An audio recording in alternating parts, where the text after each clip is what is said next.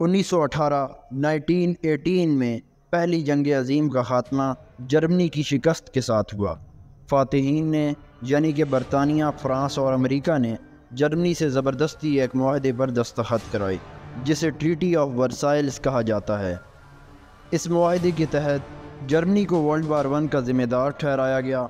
جنگ میں برطانیہ اور فرانس کا جتنا نقصان ہوا جرمنی اس کی بھرپائی کرے گا، ریپریشنز دے گا۔ یہ رقم آج کے ٹائم پہ 33 بلین US$ بنتی ہے۔ جرمنی کی افریقہ اور ایسٹ ایشیا میں جو کالونیز ہیں، جرمنی یہ کالونیز بھی فاتحین کے حوالے کرے گا۔ جرمنی اپنی فوج کی تعداد صرف 1 لاکھ رکھے گا، اس سے زیادہ کی اجازت نہیں۔ اس سو کالڈ امن معاہدے نے جرمنی کی کمر توڑ کے رکھ دی۔ جرمنی کے پاس اتنے پیسے ہی نہیں تھے کہ وہ فرانس اور برطانیہ کو دے سکے، کیونکہ جرمنی کا دیوالیہ نکل چکا تھا۔ لیکن فرانس نے جرمنی سے زبردستی پیسے نکلوانے کے لیے بیلجیم کو ساتھ ملا کر جرمنی کے اس علاقے روہر ویلی پر جنوری 1923 میں قبضہ کر لیا۔ اس علاقے میں جرمنی کی انڈسٹریز تھیں، فرانس نے ان پر بھی ہاتھ صاف کر لیے۔ جرمنی کے اندر مہنگائی آسمان کو چھونے لگی، بلکہ 7ویں آسمان کو چھونے لگی۔ مثال کے طور پر 1923 کے شروعات میں بریڈ کی قیمت 250 مارکس تھی۔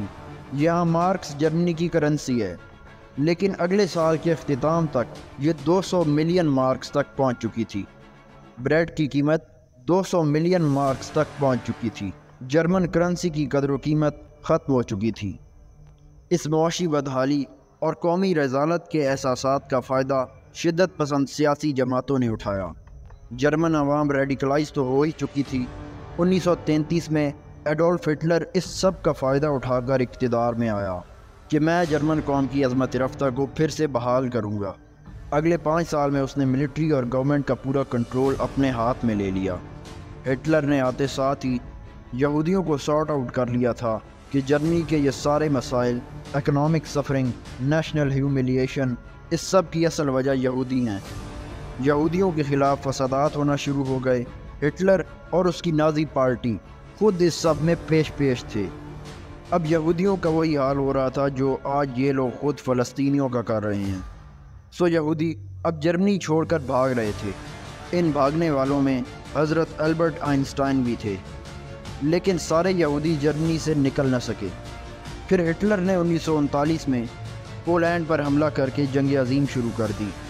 اب مشرقی یورپ میں جیسے جیسے ہٹلر کی فوجیں پیش قدمی کر رہی تھیں تو زیادہ سے زیادہ یہودی ہٹلر کی امپائر کا حصہ بنتے جا رہے تھے، کیونکہ اس طرف پولینڈ اور یوکرائن میں کافی زیادہ یہودی آباد تھے۔ اب ہٹلر نے ایک نیا پلان بنایا ان یہودیوں سے چھٹکارا حاصل کرنے کے لیے۔ یہ پلان تھا دی فائنل سولوشن۔ ہٹلر نے گیسٹاپو کو آرڈرز دیے کہ وہ یہودیوں کو گرفتار کریں اور انہیں کنسنٹریشن کیمپس میں لے کر آئیں۔ گیسٹاپو ہٹلر کی سیکرٹ پولیس تھی۔ اب یہ یہودیوں کو بچوں، بزرگوں، مردوں، عورتوں، ارسپیکٹو کہ وہ کون ہے، سب کو ان کیمپس میں لا رہے تھے۔ یہاں پر ان قیدیوں سے پھر جبری مشقت کرائی جاتی اور اس کے بعد ان کو بدترین طریقوں سے قتل کر دیا جاتا۔ یہیں پر ہی مسلمانوں کی انٹری ہوتی ہے۔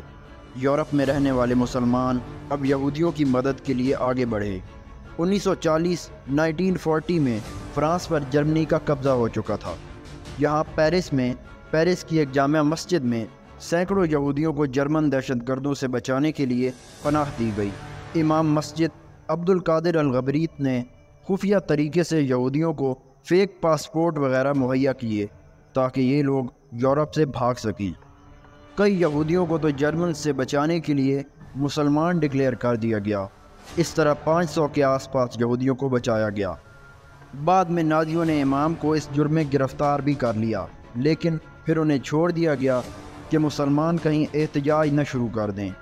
اسی طرح فرانس میں موجود ترکی کے ایمبیسڈر بہیج ارکن نے یہودیوں کو ترکش پاسپورٹ جاری کیے تاکہ وہ اپنی جان بچا کر ترکی چلے جائیں۔ کہا جاتا ہے کہ انہوں نے اس طرح 20,000 کے لگ بھگ یہودیوں کی جان بچائی۔ ان کے علاوہ اور بھی کئی ترک ڈپلومیٹس کا پورا نیٹ ورک تھا جو پورے یورپ میں پھیلے ہوئے تھے اور یہودیوں کو جرمنی سے بچا رہے تھے۔ پھر ایک اور کیس میں ایک ایرانی ڈپلومیٹ تھے عبدالحسین سرداری۔ یہ پیرس میں تعینات تھے اور انہوں نے بھی کوئی 2000 یہودی بچائے۔ یہ بھی یہودیوں کو ایرانی پاسپورٹ ایشو کر رہے تھے۔ ان پاسپورٹس پر یہودیوں کا مذہب نہ لکھا ہوتا۔ ایرانی حکومت نے انہیں واپس ایران آ جانے کا کہا، لیکن انہوں نے انکار کر دیا واپس آنے سے۔ اسی طرح موراکو فرانس کا پروٹیکٹوریٹ تھا۔ پروٹیکٹوریٹ مطلب سیمی کالونی۔ اس ارینجمنٹ کے تحت زیادہ تر اختیارات فرانس کے پاس تھے، لیکن موراکو کے بادشاہ کو بھی کچھ اختیارات دے دیے گئے تھے۔ مراکش کے بادشاہ محمد the 5 ان کے پاس کچھ زیادہ اختیارات تو نہیں تھے، لیکن پھر بھی وہ اپنے ملک میں رہنے والے یہودیوں کی حفاظت میں جرمن اور ان کے فرانسیسی اتحادیوں کے خلاف کھڑے ہو گئے۔ 2.5 لاکھ یہودی تھے موراکو میں، یہ سب کے سب جرمن قہر سے محفوظ رہے۔ اسی طرح ایک اور کیس ہے، البانیہ اس وقت یورپ میں واحد مسلمان ملک تھا۔ یہاں پر ایک روایت تھی بیسا، یہ ایک کوڈ آف آنر تھا، یعنی کہ وعدہ پورا کرنا، جسے پناہ دی جائے اس کی حفاظت کرنا، بالکل ویسی جس طرح ہمارے ہاں پشتونوں میں روایت ہے۔ ورلڈ وار 2 کے دوران اس ملک پر بھی جرمنی کا قبضہ ہو گیا، لیکن حیران کن طور پر یہاں یہودیوں کو جرمن ہاتھ بھی نہ لگا سکے، بلکہ الٹا جنگ کے خاتمے تک یہاں یہودیوں کی تعداد میں 3 گنا اضافہ ہو چکا تھا۔ یہاں کئی لوگوں نے اپنی جان پر کھیل کے یہودیوں کی حفاظت کی۔ یہی حال یوگوسلاویہ کے صوبے کوسوو کا بھی تھا۔ یہاں بھی مسلمان اکثریت میں تھے اور یہاں بھی یہودیوں کی کافی بچت ہو گئی۔ یہ چند ایک مثالیں ہیں کہ کس طرح مسلمانوں نے یہودیوں کی حفاظت کی، مگر اس کہانی میں ایک ٹویسٹ بھی ہے۔ مسلمان جن یہودیوں کو بچا رہے تھے جرمنی سے، ان میں سے بیشتر لگ بھگ 80% فلسطین آ رہے تھے۔